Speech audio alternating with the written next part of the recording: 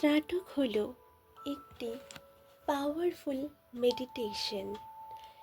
এই মেডিটেশন করলে মানুষ সাধনার উচ্চস্থান লাভ করতে পারে।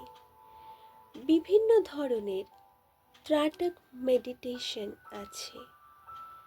এক একটি মেডিটেশনের এক এক রকম ক্ষমতা আছে, যার দ্বারা মানুষ অলৌকিক শক্তির অধিকারী হয়।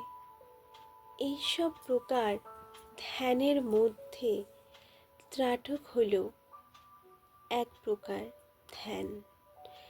এই মেডিটেশন দীর্ঘ সময় করতে হয়। এর ফলে দৃষ্টিশক্তি প্রখর হয় ও একাগ্রতা বৃদ্ধি পায়।